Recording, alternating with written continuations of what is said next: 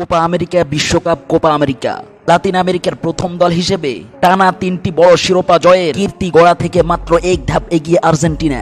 বাংলাদেশ সময় আগামী সোমবার সকালে কলম্বিয়ার বিপক্ষে কোপা আমেরিকার ফাইনাল খেলতে নামবে আলবিসেলেস্তাররা। ফাইনাল ম্যাচটি হবে লিওনেল মেসির বর্তমান ঠিকানাতেই, যে শহরের ক্লাবে তিনি খেলেন, সেই মায়ামির হার্ড রক স্টেডিয়ামে। তবে সোমবার ৭৫,০০০ দর্শক ধারণ ক্ষমতার এই স্টেডিয়ামে মেসির চেয়েও আনহেল দি মারিয়ার উপর ফুটবল প্রেমীদের বেশি নজর থাকার কথা। আর্জেন্টিনার জার্সিতেই কোপার ফাইনালে হতে যাচ্ছে দি মারিয়ার শেষ ম্যাচ।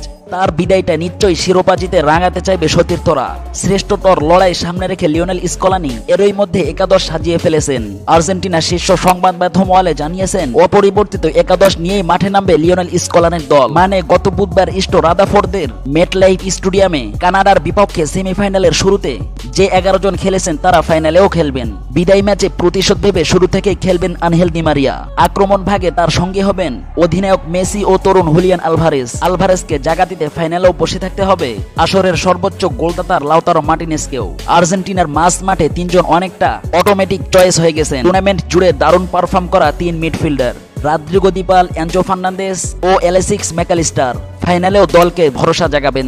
ধন্যবাদ।